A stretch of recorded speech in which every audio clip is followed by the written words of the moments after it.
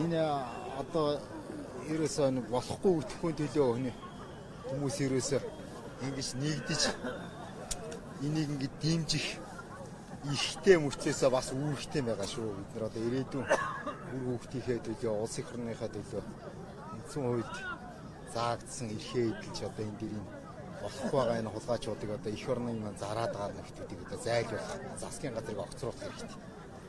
Энэ дээр би бол одоо хүмүүсийн нэгдээсээ гэртээ утсаа үзэж байгаа улсуудыг ирээсэй гэж бодож байна.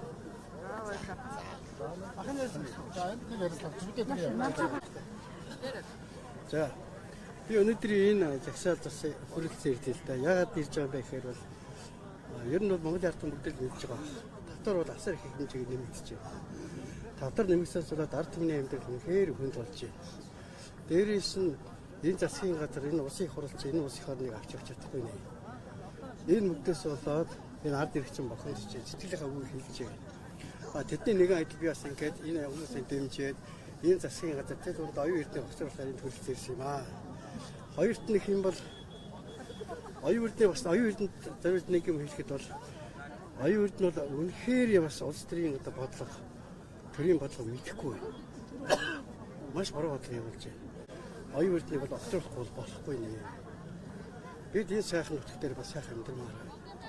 Тийм учраас би энэ жагсаалд ирсэн. Энд явсан хүмүүс төгсөөс мэдээнд нь одоо ижил сэтгэлтэй байгааг бодчих. Тэгээ бид нар бол яднаа чадвар юм ядна. Одоо энэ дээрээ зүгээр огцох хөстэй оюун эрдэнэ. Өгдөөгүй.